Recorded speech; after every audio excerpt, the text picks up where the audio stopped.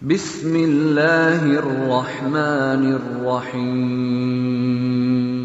بسم اللہ الرحمن الرحیم۔ آپ حضرات کے علم میں ہے کہ ہم نے باقاعدہ طور پہ ایک ویڈیو کے اندر بتایا کہ مال پر جو زکوٰۃ ہوگی اس پر سال کا گزرنا تو شرط ہے، سال بھی قمری گزرے شمسی نہ ہو۔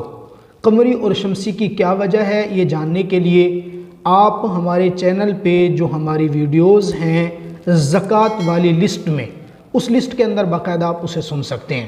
آج جو آپ حضرات کے سامنے ذکر کر رہے ہیں وہ یہ کہ جب قمری سال گزرے گا تو کیا مال کے ہر حصے پہ سال کا گزرنا شرط ہے یا نصاب پہ سال گزر جائے؟ عام طور پہ یہ لوگوں کو بڑی پریشانی ہوتی ہے۔ اس میں ذہن نشین فرمائیں کہ ابتدائے سال کے وقت اگر کسی مسلمان کے پاس نصاب ہے، درمیان میں وہ کم زیادہ ہو رہا ہے، پھر سال کے آخر میں جتنے پیسے اس کے پاس ہوں گے، نصاب ہے، درمیان میں کچھ کم ہوئے کچھ زیادہ ہوئے ان کی خیر ہے، سال کے آخر میں جب مکمل جتنے پیسے ہیں ان پر زکوٰۃ ادا کرے گا۔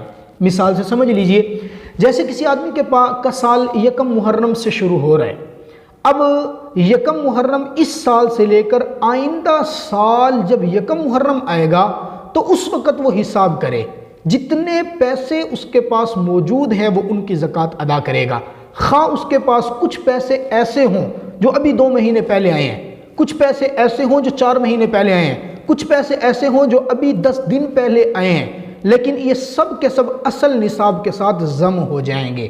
سمجھانا یہ چاہ رہا ہوں، مال کے ایک روپے پر الگ سے سال کا گزرنا شرط نہیں، بلکہ نصاب کے اوپر سال کا گزرنا شرط ہے۔